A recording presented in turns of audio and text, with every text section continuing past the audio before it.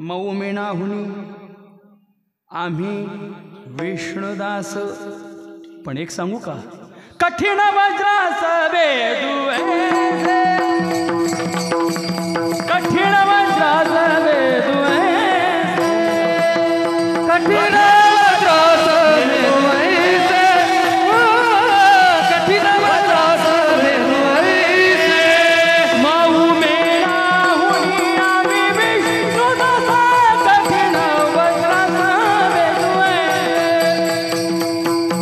कठीण वज्रास वेदुए, मौमेणाहुनी आम्ही विष्णुदास, कठीण वज्रास वेदुए, कठीण वज्रास वेदुए.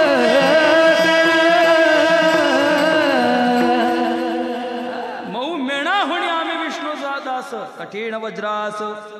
नाही का, शास्त्र असं आहे, वज्रादपि कठोराणी. साधू संतांचं प्रमाण, साधू संतांविषयी विचारलंय. वज्रादपि कठोराणी मृदुनी कुसुमादपि. साधू संत विचार केला तर वज्रादपि कठोराणी, वज्रापेक्षाही कठोर, आणि मृदू, किती मृदू, किती मृदू. मृदुनी कुसुमादपि, कुसुम म्हणजे फूल, कुसुमापेक्षाही मृदू.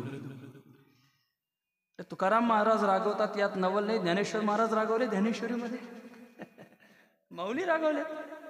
माझिया भजना विनव जळो त्यांचे जियाले पण, का पृथ्वीवरी पाषाण नसती काही. आता पाषाण म्हटलं हे काय प्रेमात म्हटलंय का, रागवणच म्हटलंय ना. का पृथ्वीवरी किंवा अगा पृथ्वीवरी पाषाण नसती काही. नाथांचं चरित्र पहा. नाथांना तर आपण शांती ब्रह्म म्हणतो. टेकाडे साहेब किती काय म्हणतो, शांती ब्रह्म. नाथांची शांती किती. एकनाथ महाराजांचा विचार करा. असा एक प्रसंग आहे. नाशिकहून एक पंडित पैठणला आला. त्याला काही पैशाची गरज होती आणि पैठणला त्याचा मामा होता.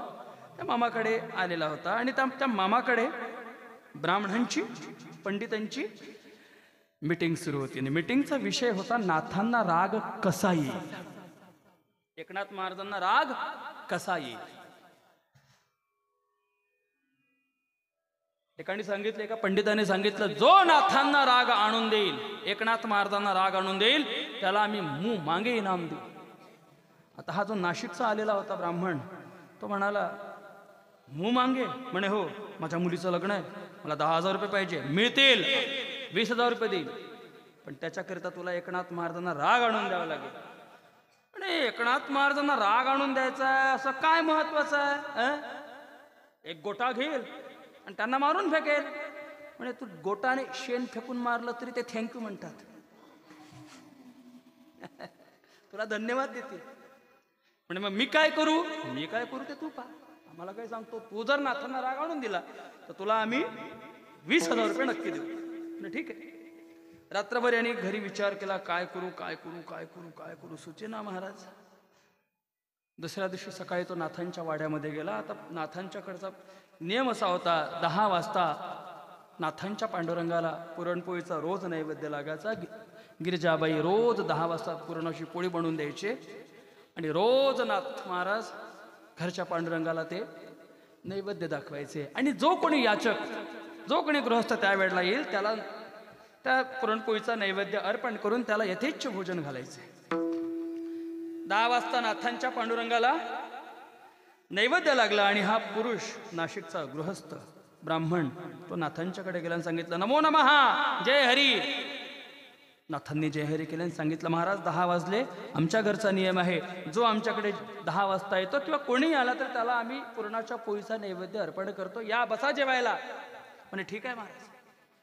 नाथ महाराज बसलेत पहा, आणि तो ब्राह्मण जेवायला बसला. दोघे जेवायला बसलेत.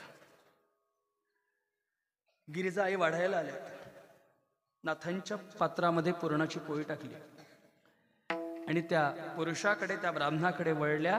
त्याच्याही पात्रामध्ये पुरणाची पोळी टाकली आणि गिरिजाई मागे वळल्या. जशा मागे वळल्या तसा हा गृहस्थ, हा ब्राह्मण उठला आणि मागून गिरिजाईला मिठी मारली. आणि जशी मिठी मारली, गिरिजाई थोड्या भांबावल्या, गोंधळल्या. काय करावं सुचेना, काय करू. अरे परपुरुषाने आपल्याला हात लावलेला आहे, त्याने मिठे मारलेले, काय करू काय करू, गोंधळल्या. नाथ महाराज होते. नाथांनी ती परिस्थिती ओळखली आणि परिस्थिती ओळखून नाथ म्हणाले, गिरजे गिरजे घाबरू नकोस, तू नाही का हरिपंडिताची आठवण काढते रोज. नाथांचा मुलाचं नाव काय होतं, हरिपंडित. आणि हरिपंडित हा काशीला शिकायला होता, वाराणसीला शिकायला होता, वेद शिकायला होता. गिरजाईला सांगितलं नाथांनी, अगं तू नाही का रोज हरिपंडिताची आठवण काढतेस. आपला हरी आपला हरी आपला हरी. अरे हाही आपला हरीच आहे, याला हरीच समज, हा आपला मुलगाच आहे. आणि त्या गिरजाई सुद्धा, हो रे बाबा माझ्या हरीसारखाच आहे रे बाबा, माझ्या हरीसारखाच आहे रे बाबा. त्याला कुरवाळायला लागल्या. हो त्या माणसाला मेल्याहून मेल्यासारखं झालं. काय करावं काही सुचेना. घळघळा अश्रू डोळ्यातून व्हायला लागले, रडायला लागला तो गृहस्थ. पहिला तर नमस्कार त्याने गिरजा आईला केला. पहिला आई म्हणून पहिला नमस्कार गिरिजा आईला केला. आणि दुसरे चरण संतांची या दुसरा नमस्कार त्यांनी नाथांना केला. आणि घळघळा अश्रुपात झाला डोळ्यातनं, रडायला लागला. नाथांनी विचारलं, अरे आमचा मुलगा आहेस तू, कशाला रडतोयस. सांगितलं, महाराज पैज लावून आलो होतो. नाथांना जर राग आला तर मला 20,000 मिळतील. त्या ब्राह्मणांनी मला सांगितलं होतं, महाराज तुम्हाला जर राग आला असता ना तर मला 20,000 मिळाले असते. आणि त्या 20,000मध्ये माझ्या मुलीचं लग्न थाटामाटात झालं असतं.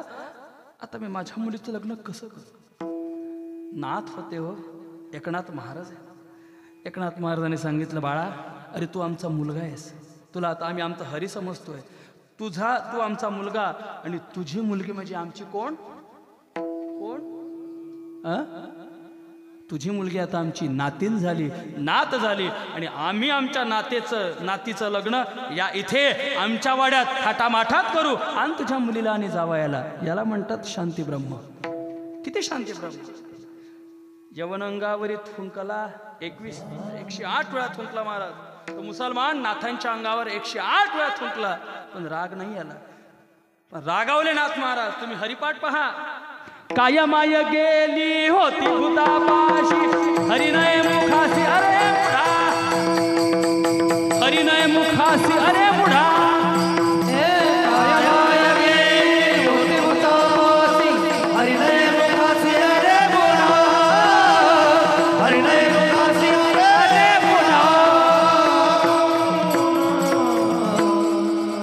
शब्द पहा किती भयानक आहे. आणि हे नाथांनीच म्हणावं, हे आपल्याला म्हणायचा अधिकार नाही. काय माय गेली होती भूतापाशी, हरी नय मुखासी अरे मुढा. अरे तुझ्या मुखात हरी येत नाही, देवाचं नाव येत नाही, शिवाय आल्याशिवाय राहत नाही. नाथांनी म्हणावं समोरचं. मी म्हणायच्या योग्यतेचा नाही किंवा इथून मी ते बोलू शकत नाही का. भक्ती विना पशु कशाशी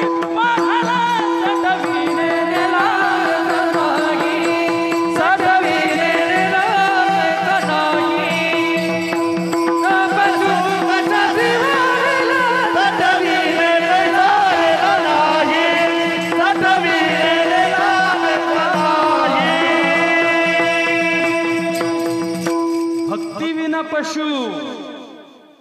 रागवण्याचे शब्द आहे, नाथांचे शब्द आहे. जे शांती ब्रह्म त्यांचेच. भक्ती विना पशु, जो भक्ती करत नाही त्याला पशु म्हटलंय. कशाशी वाढला सटविणी नेला कैसा नाही काय. साधू संत रागवत नाही, पण तुकाराम महाराज रागवतात. त्याला काहीतरी कारण असेल. मग काय कारण आहे. मनुष्य देह ऐसा निध, साधिल ते साधा सिद्ध, करोणी प्रबोध संत पार उतरले. तुकाराम महाराज म्हणतात, बाबा रे इतका सुंदर मनुष्य देह मिळालाय. किती सुंदर आहे महाराज. स्वतःच्या देहाचं ऑब्झर्वेशन करा, स्वतःच्या देहाचं निरीक्षण करा. किती सुंदर आपला देह आहे. विचार करा, बाकीच्या देहासारखा आपला देह आहे का.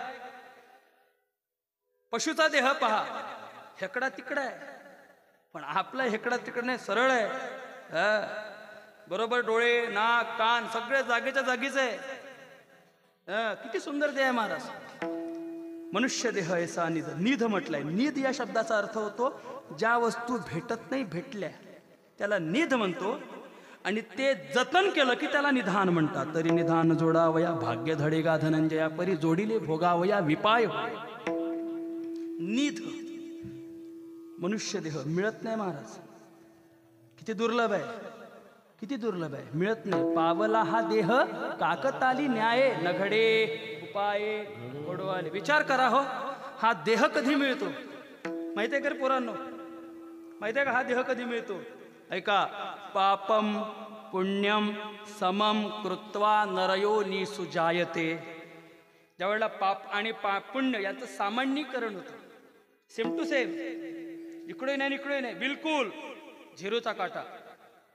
त्यावेळेला पापाचं आणि पुण्यांचं सामान्यीकरण होतं, त्यावेळेला हा देह मिळतो. आपल्याला हा देह मिळालाय ना, याचा अर्थ समजा आपलं पापही तेवढंच आहे ना पुण्यही. पाप जास्त असेल तर पशुचा देह मिळतो, गाढवाचा कुत्र्याचा देह मिळतो, आणि पुण्य जास्त असेल तर स्वर्गाची योनी मिळते, स्वर्गाधिकांची योनी आपल्याला मिळते. पण पाप आणि पुण्य सम झालं होत नाही महाराज. झालं म्हणून हा देह मिळालाय, इतका कठीण आहे नाही का? नरदेह दुर्लभ जाणा तुम्ही वसुदेव वसुदेव म्हणा. नरदेह दुर्लभ जाणा तुम्ही वसुदेव वसुदेव म्हणा. रे तुम्ही वसुदेव वसुदेव म्हणा. सतवर्षाची गणना रे तुम्ही वसुदेव वसुदेव म्हणा. त्या मध्य दुःख आतला रे तुम्ही वसुदेव वसुदेव म्हणा. तुम्ही आठवा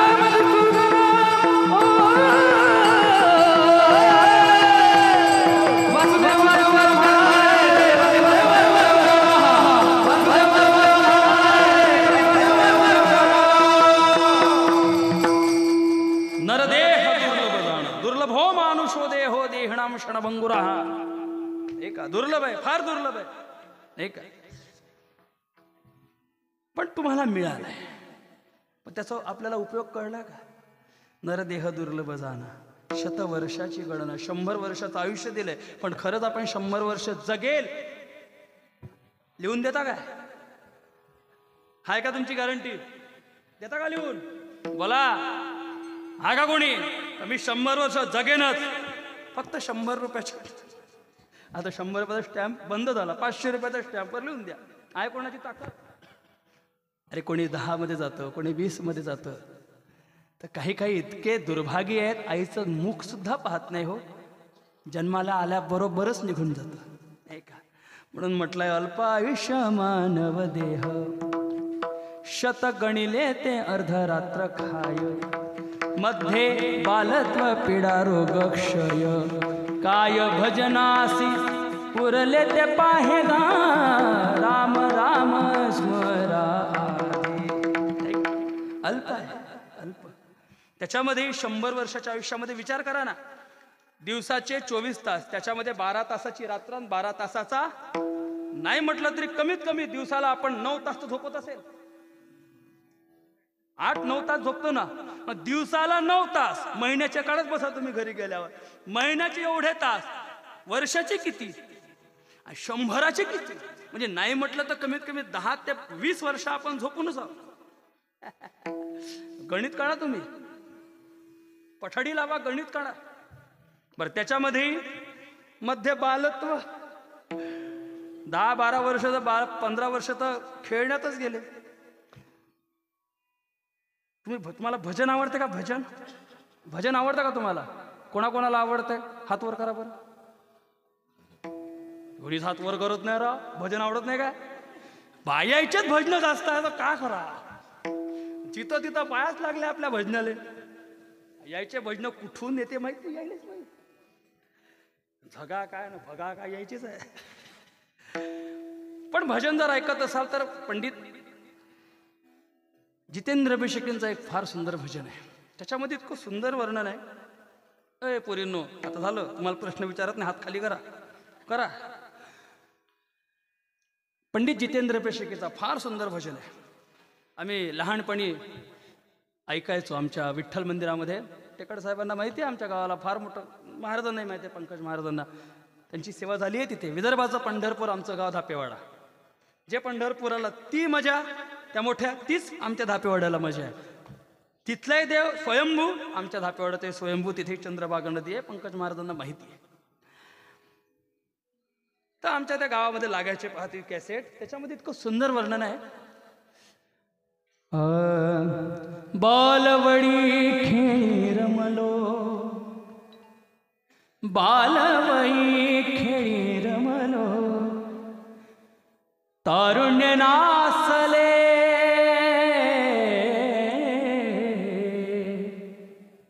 बालवई खेळी रमलो, तारुण्य नासले.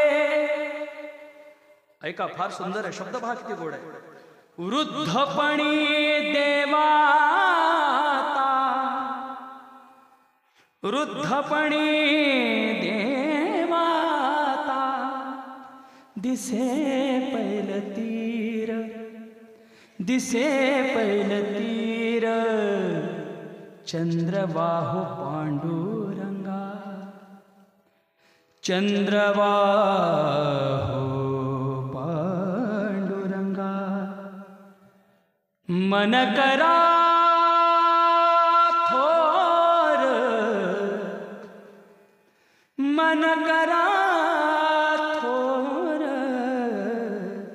कैवल्याच्या चांदण्याला भुकेला चकोर, कैवल्याच्या चांदण्याला भुकेला चकोर, कैवल्याच्या चांदण्याला भुकेला चकोर,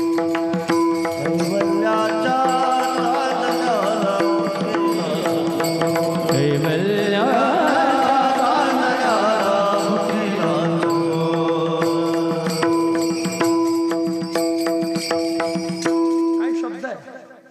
बालवयी खेळी रमलो. पहा, तीनही अवस्थांचं वर्णन एकाच कडव्यामध्ये. बालवयी खेळी रमलो, मग तारुण्य नासले. बालवय कशात गेलं?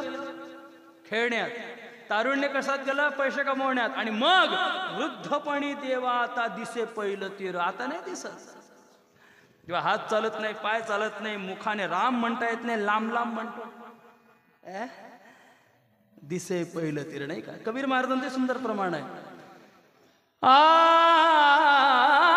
बीत गए दिन भजन बिनारे, भजन बिनारे. या कबीरांचं प्रमाण घेतलं आणि ते कट्यार काळजात घुसली. या नाट्यगीतामध्ये ते नाट्यगीत टाकलंय. दिन गेले भजनाविन सारे, बालवया रमण्यात गमविला, यौवनात धन दौलत प्यारे, दिन गेले भजनाविन सारे. गेले दिवस, नाही का? इतकं सुंदर मनुष्य देह मिळालाय, पण मनुष्य देह ऐसा निध. आणि तुकाराम महाराज म्हणतात, साधिल ते साधा सिद्ध. आता तरी साधून घ्या, कारण हा जन्म गेला तर 184 न चुके फेरा. पुन्हा 184चा फेरा चुकणार नाही. हे जंक्शन आहे महाराज. इथूनच आपल्याला तय करायचं आहे की कुठे जायचं आहे. स्वर्गाला जायचं आहे की पाताळाला जायचं आहे की नरकाला जायचं की कुठे जायचं, नाही का? साधिल ते साधा सिद्ध, करोणी प्रबोध. हा प्रबोध म्हणजे हा बोध आम्हीच करतोय अशातला भाग नाही. तुकाराम महाराज म्हणतात, संत पार उतरले. संत पार उतरले हा शब्द नाही, मराठी फार कठीण आहे. आपण म्हणतो ना, ते लय पार गेले. याचा अर्थ काय? वाया गेले नाही. संत पार बोलण्यातून काय झालं आणि काय झालं समजलं ना? भावना महत्वाची आहे. संत पार उतरले या शब्दाचा अर्थ होतो, साधू संत सुद्धा याच भावनदीतून तरुण गेले. मग कुठे तरुण गेले? अभंगाचं 3रं चरण.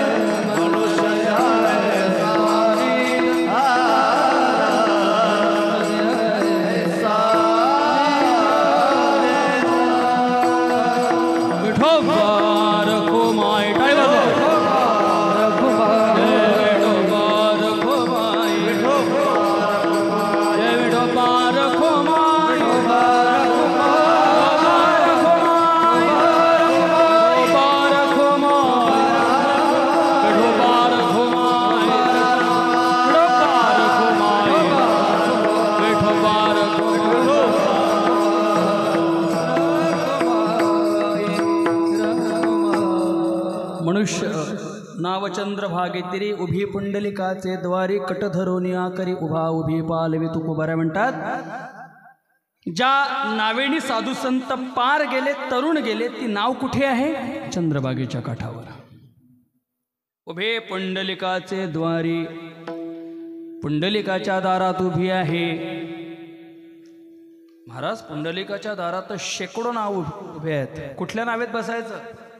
आणि साधू संत या मनुष्य देहातून तरुण गेले, ते कुठल्या नावेने तरुण गेले? तुकाराम महाराज म्हणतात कट धरून या करी.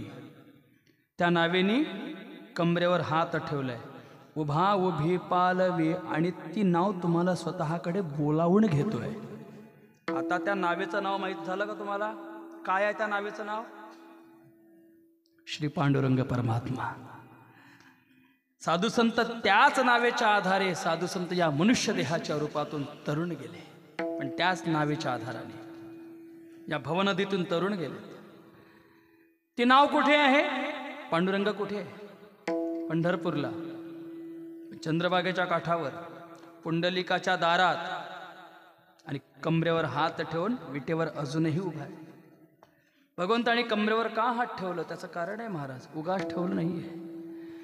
प्रमाणम भवाब्देर्दम मामकानाम नितंबा कराभ्याम धृतुयेन तस्मात् विधातुर्वसक्तैर् धृतोनाभिघोषा परब्रह्मलिंगम भजे पांडुरंगम. जगन प्रमाण दावितसे.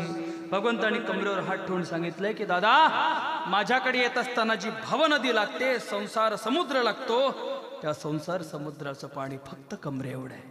आणि म्हणून प्रमाण जगन प्रमाण धावितसे. आणि म्हणून तुकाराम महाराज म्हणतात आता उठा आणि त्या पांडुरंगाला शरण जा. मग का हो तुकाराम महाराज, या मनुष्य देहाचं तुम्ही उपदेश केले, या मनुष्य देहाचं किंमत आम्हाला कळलेली आहे, कर्तव्य कळलेलं आहे. आम्ही त्या पांडुरंगाला शरण जायला तयार आहोत, त्या पांडुरंगाच्या नावेत बसायला तयार आहोत. पण व्यवहार सांगतो, कुणाच्या तरी गाडीमध्ये बसत असेल, कुणाच्या तरी नावेत बसत असेल तर पैसा द्यावा लागतो की नाही? व्यवहार आहे. मग त्या पांडुरंगाच्या नावेत जर आम्ही बसलो तर आम्हाला काय द्यावं लागेल?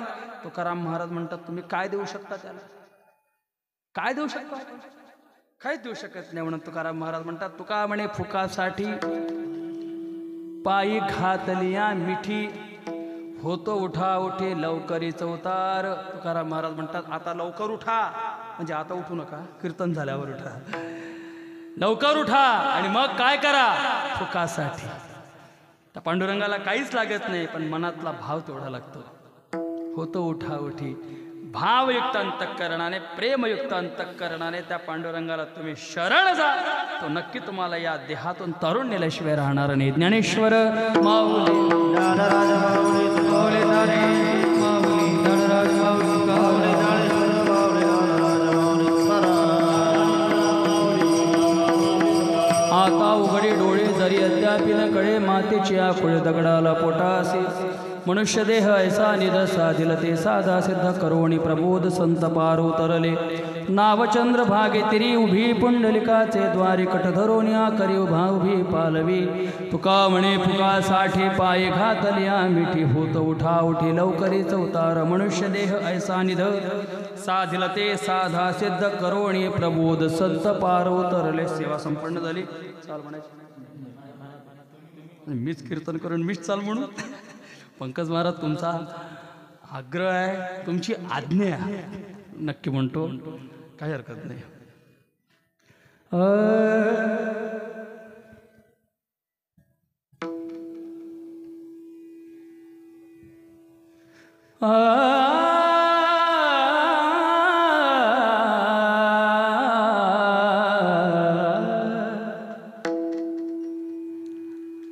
फोन कीर्तनाच्या सुरुवातीला महाराजचा फोन आला की ठुमरी वगैरे काही, पण ठुमरी तर नाही म्हणत, पण ठुमरी अंगाने म्हणतो. तू का म्हणे फुकासाठी, तू का म्हणे फुकासाठी,